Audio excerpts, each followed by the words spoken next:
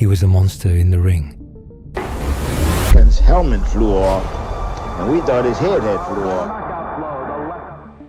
And a ghost outside of it. If he would come to me, I'd kill him. And if he run, I'm going to catch him and kill him. A heavyweight champion who inspired both terror and confusion. Oh, Sonny Liston, no doubt the scariest human being I've met in the ring. He fought his way out of prison, knocked out legends, and carried the mob's shadow wherever he went. And then, one day, Sonny Liston was gone, unalive. Officially, it was ruled death by natural causes, but unofficially, everything about Liston's death reeks of a cover-up wrapped in mob ties, silence and fear. Today, we reopen the case behind one of boxing's deepest mysteries, not just to ask who killed Sonny Liston, but to uncover the secrets he took to his grave. Because the real mystery isn't just how he died, it's also how he lived. Sonny Liston wasn't born into boxing.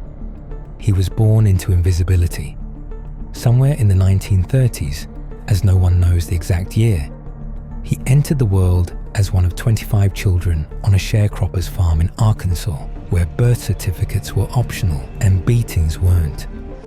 His father worked the land, while Sonny worked his back.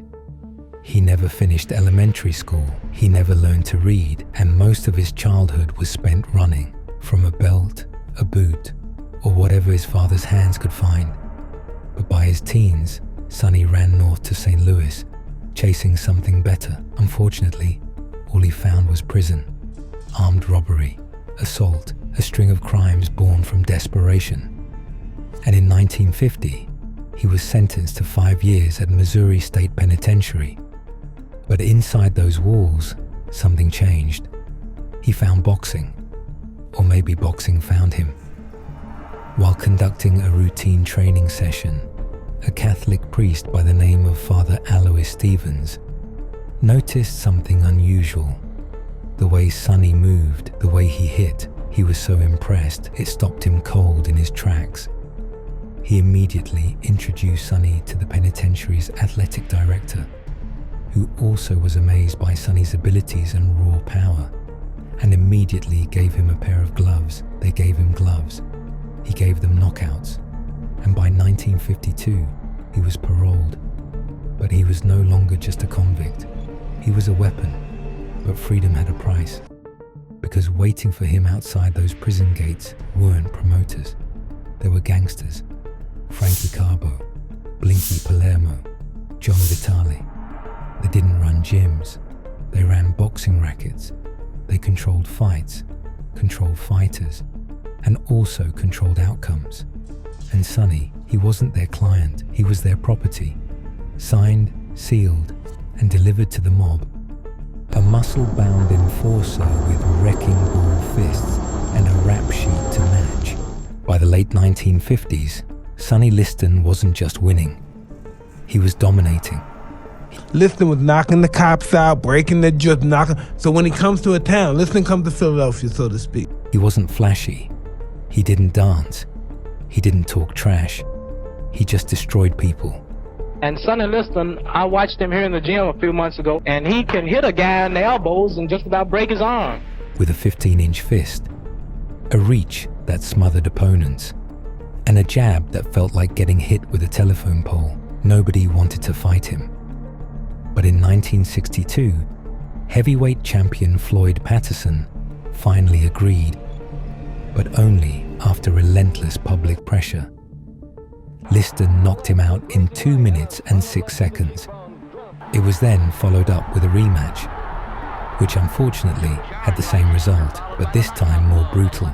Sonny Liston, the ex-con, the mob's muscle, was now heavyweight champion of the world. But America didn't cheer. There was no parade, no celebration, no excitement, only silence. White America saw a glowering, sullen black man who didn't smile, didn't play nice, and didn't apologize for it. And much of black America was cautious too, because Sonny wasn't beloved like Joe Louis. He didn't stand for dignity, he stood for violence. Even the NAACP publicly urged Patterson to beat Liston in hopes to avoid a bad image for the black community. Sonny Liston wasn't just feared, he was damn near hated by the press, by politicians, by his own sport. And then came the Senate hearings, which in 1960, Congress launched an investigation into organized crime's grip on boxing. It wasn't news that the mob had its hands in the sport, but Liston's case blew it wide open. The hearings revealed that Frankie Carbo, a Lucchese family hitman, and Blinky Palermo secretly owned fighters through front men. And one of their biggest assets, yep, you guessed it, Sonny Liston. They controlled who he fought, where he fought, and how the money flowed. For all his power, Liston wasn't free. They buy the man, and they buy his fists. Senator Estes Kefauver, 1960. The fallout came fast. Carbo was indicted and eventually jailed. Boxing commissions scrambled to clean up flawed contracts. Liston, under pressure by the public and boxing authorities, cut ties publicly with mob fronts. Though many believed the real power just moved into the shadows, he was champion, but treated like a criminal. He had the belt, but not the respect. So when a young, loud, poetic kid named Cassius Clay stepped up to challenge him, 22 professional fights, won them all, knocked out 15, and told the clown what round he was going down. Well, I think Cassius Clay is kind of right, because I might can catch him in a place like this. America wasn't just hoping for a fight, it was praying for a new hero. In 1964, Sonny Liston entered the ring as a destroyer, but unfortunately left it as a ghost. His opponent, a 22-year-old brash loudmouth named Cassius Clay, all speed, footwork and poetry. Clay taunted him, he mocked him. But in spite of all his confidence, the world laughed at Clay. They said he'd get eaten alive by Liston, but on fight night, on February 25th, 1964, the unthinkable happened. Sonny quit. After battling Clay for 6 rounds, he didn't answer the bell for round 7, as he claimed a shoulder injury. Others said he was exhausted, but some believed he just didn't want it anymore. Either way, Cassius Clay became champion, and soon after would change his name to Muhammad Ali. But it was the 1965 rematch that really sparked decades of suspicion. The rematch was set in Lewiston, Maine on May 25th, an ice rink converted into a boxing arena. Only 2,400 fans. No national TV broadcast, no buzz. And then, the punch. Ali threw a short right hand, causing Liston to collapse like he'd been shot. Ali shouted, "Get up and fight, sucker." It was such a surprise that even the referee hesitated before counting, but surprisingly, it was ruled a knockout. However, no one saw the punch land clean. The phantom punch became legend, and rumors started to spread like wildfire. Was Liston afraid of Ali's Nation of Islam ties? Was he warned not to hurt the rising Muslim icon? Or was it something colder? Ash Resnick, a Vegas fixer with mob ties, had wormed into Liston's camp. He wasn't a trainer, he was a gambler. And insiders claimed that Resnick bet heavily against Sonny in that rematch and walked away with a fortune. Others believed he took orders from higher up, that the mob wanted Ali as champion, as he was a clean, charismatic face for the sport, or that Sonny had simply crossed the wrong people. Years later, Liston admitted quietly to friends, better to go down than not get up. After the Ali fights, Sonny Liston's star dimmed. He kept fighting, but mostly smaller bouts. He eventually moved to Las Vegas. There, he mixed with gamblers, hustlers, and mobsters and slipped deeper into the shadows. In June 1970, he won what would be his final fight, a TKO over Chuck Wepner. But behind the scenes, whispers followed him. His $13,000 purse reportedly went straight to cover gambling debts, and he'd been spotted with shady figures. Even his trainer suspected the fight was arranged. Yes, Sonny won. But in doing so, he made enemies. By December 1970, he was chasing new money and new dreams. He'd acted in a film and also talked about refereeing a fight in Japan, in which he hinted at a financial windfall. But over the next week, a quiet and unsettling timeline unfolded. On December 28th, Sonny Liston had breakfast with a friend and was supposedly smiling and making plans for the future.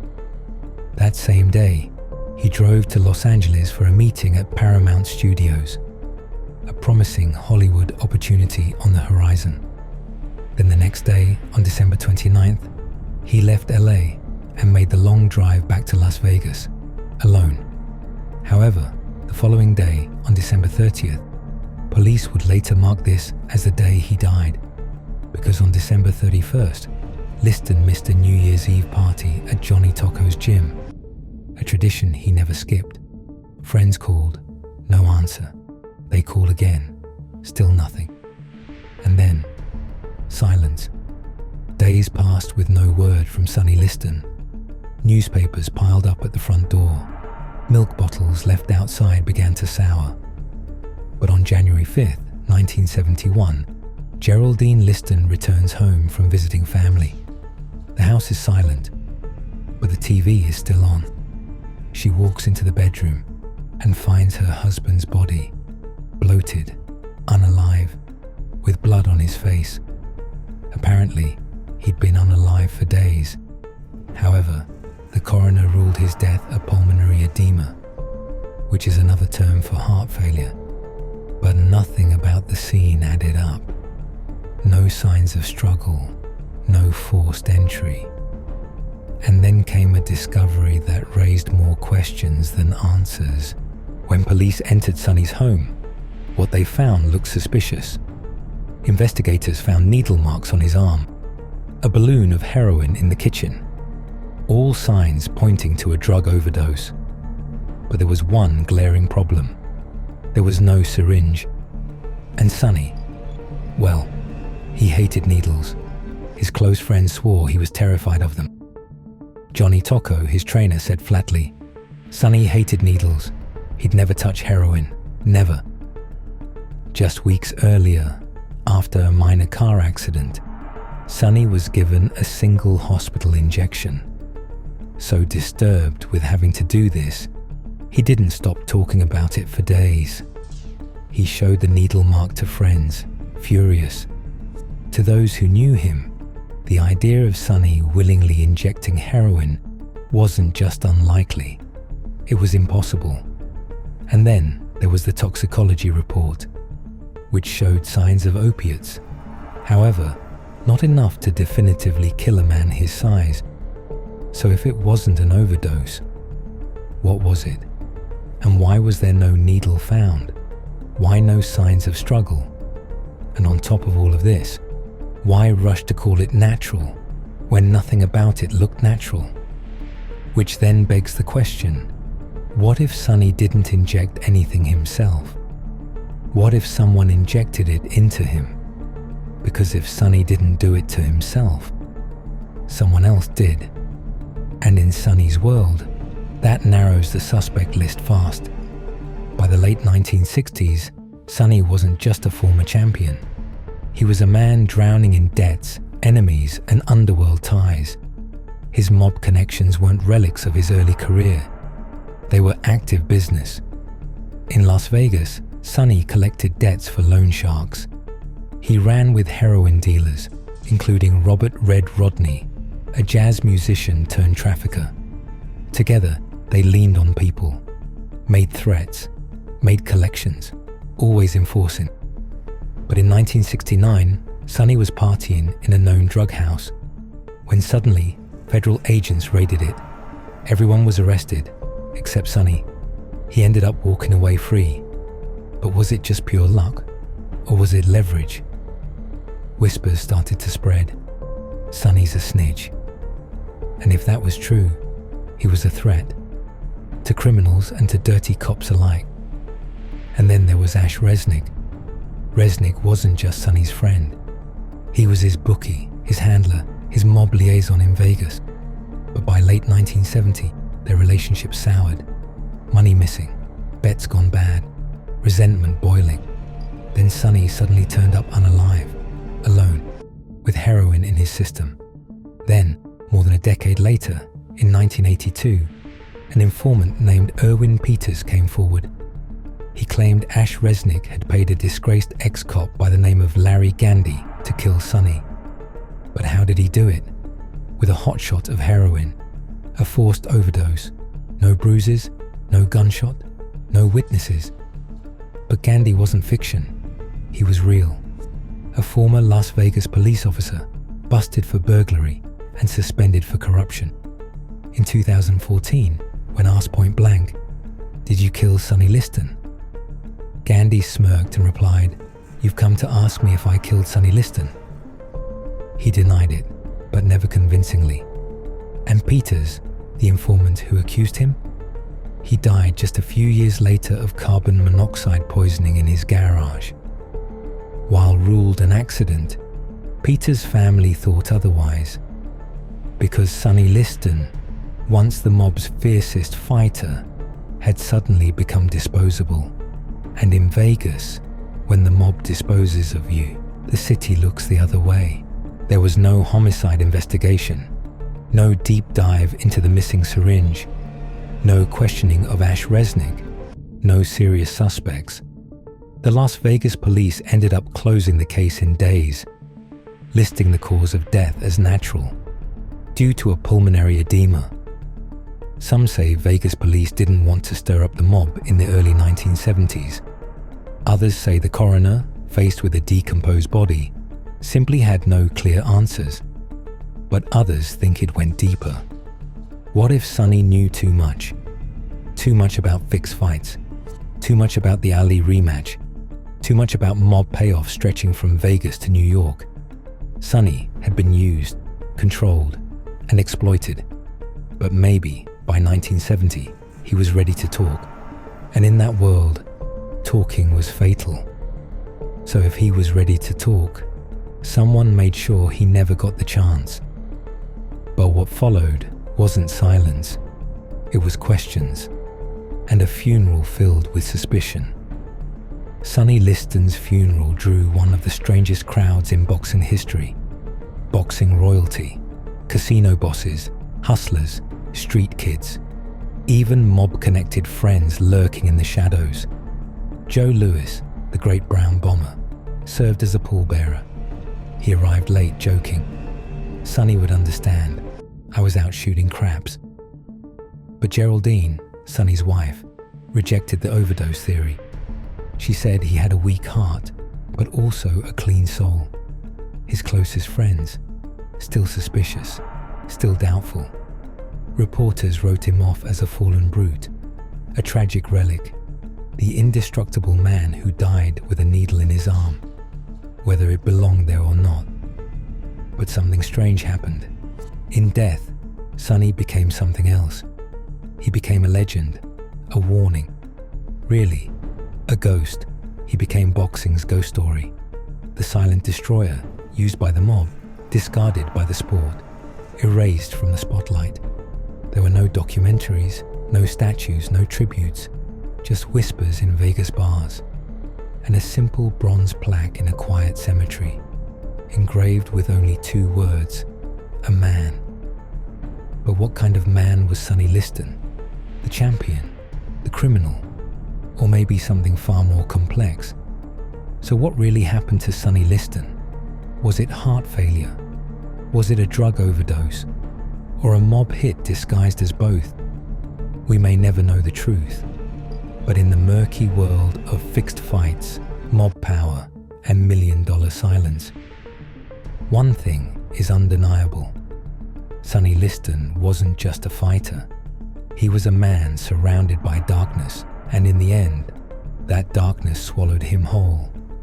If this story pulled you in, there's more where that came from.